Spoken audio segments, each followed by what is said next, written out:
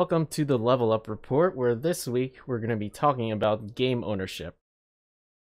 So the trend we've been seeing is a lot of games are becoming, purchasable through digital platforms, and like sorry,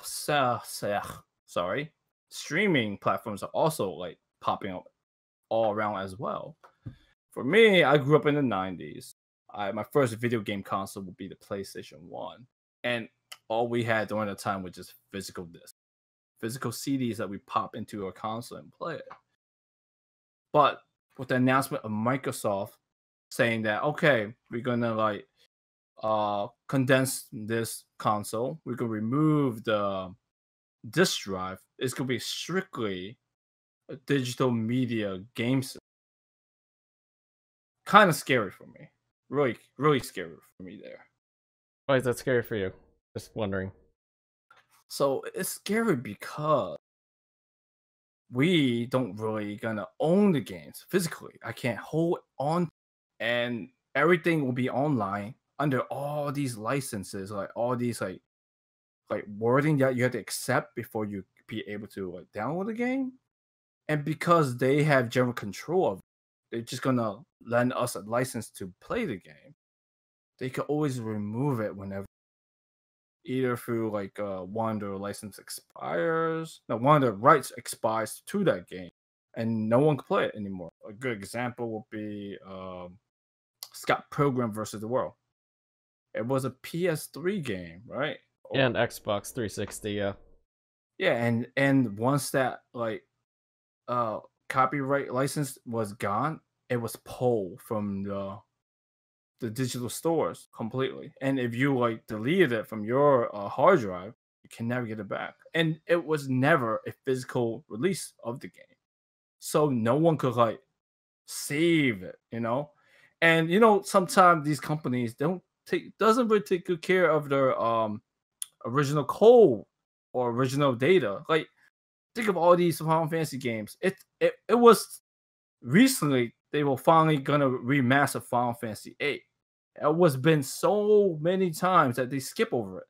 They was porting all the other games to the Switch, but they couldn't do it for Final Fantasy 8 because they lost the original files. They couldn't do it. They don't have it.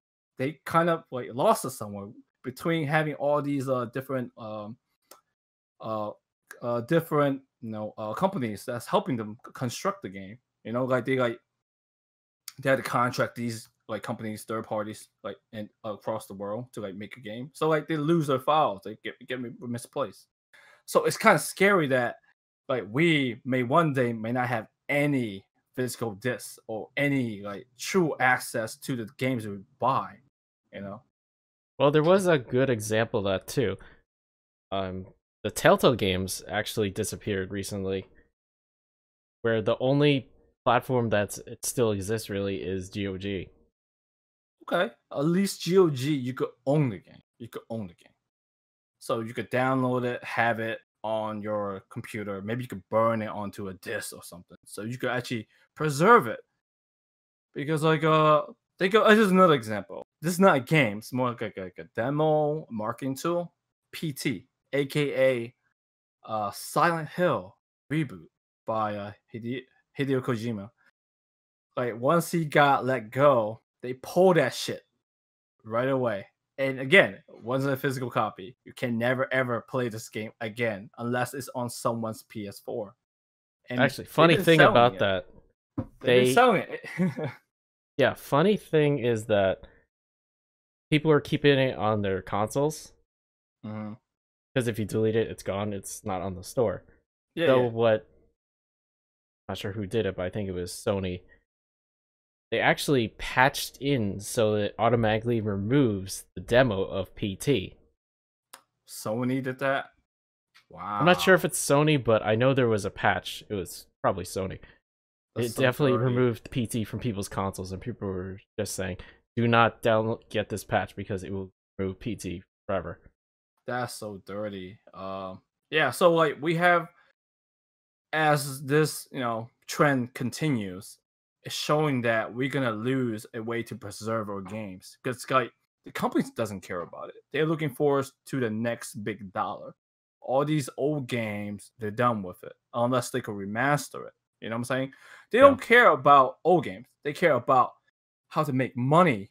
If they could use the old game to make money, they're gonna remaster it and sell it to us again, or they're gonna remake it, sell it to us again. They don't care about keeping track of things for history. They don't care about history. Or if it's even Square Enix just re-releasing old Final Fantasy games for between $10 to $25 or however much it is. Well, I don't know. Ridiculous. Well, I don't know if it's $10. Like the last Final Fantasy game that I bought that was an old title will be Final Fantasy 12. When they re-released it like for the PS4, it was like $30. $30. And it was a PS2 title, you know. At least they gave a physical disc, which I appreciate, you know.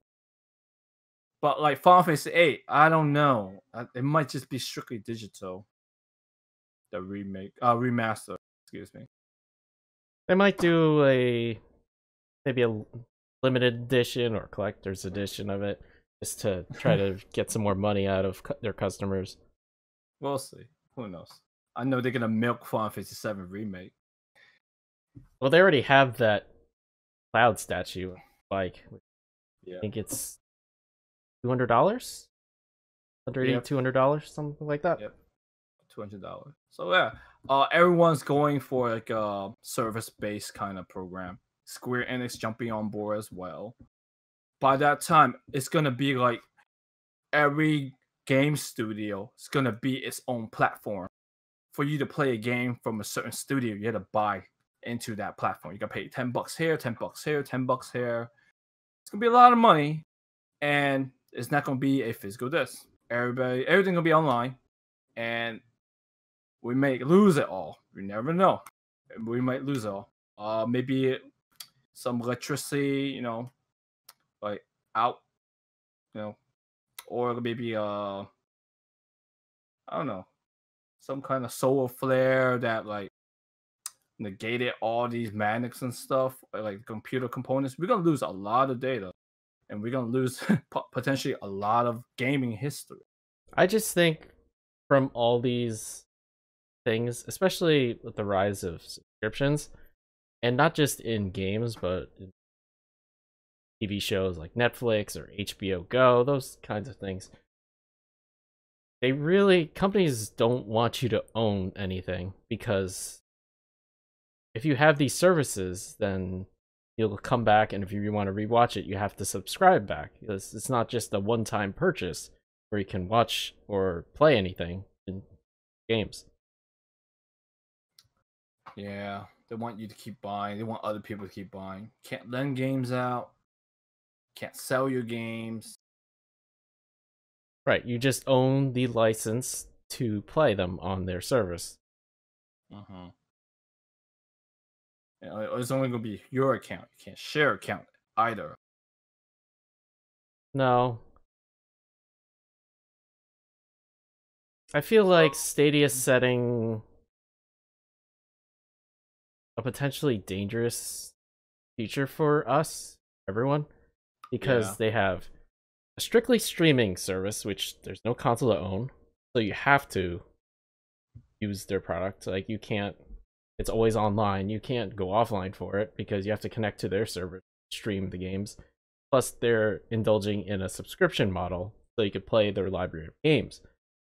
Or you can buy the individual games, but you'll have to rebuy it, since you can't just use the games that you got on Steam or any other platform, because it won't be compatible with Stadia.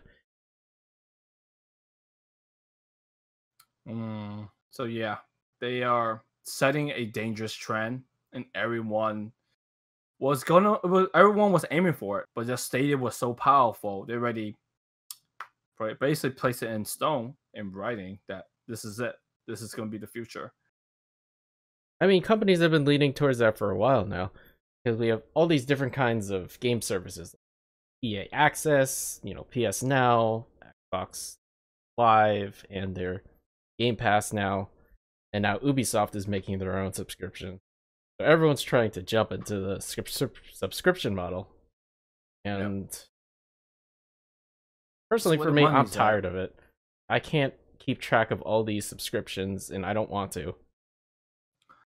No, it's gonna be really, really annoying.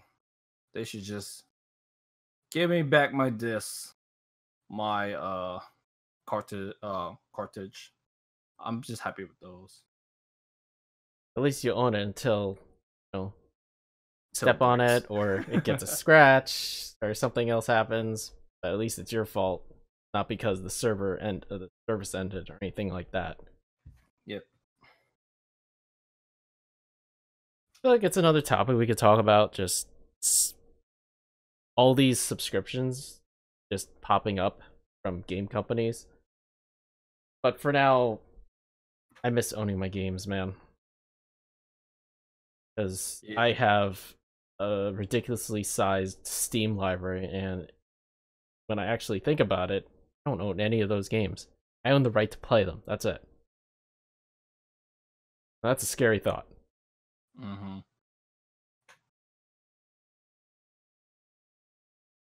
Feel like everyone should get a bookshelf and start grabbing all those games that you like a lot because it may not be there in the future. Could be. All I can say is I miss game manuals. Oh yeah, that's I was true. going through your copy of Demon Souls, and there's this full 30 plus page thing with pictures, and it's fully colored and it has everything you need to know about the game. I miss reading through those. How about those art cover for those like game package? Those are nice. Yeah, they were nice. That will be missed too, especially if it's a steel book.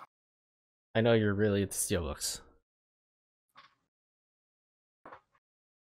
Oh yeah, this is where the future's headed for game companies, that where they want to get their source of revenue now. I can't really blame them because subscriptions, things like these, they're very convenient for people because you just have your library in one platform or anything like that. Then you don't have to worry about like managing 20 different discs or anything like that. You just have to click the button for pressing play and that's it. That's gonna do it for this week, guys. Let us know what you think, and we'll be back next week with another episode.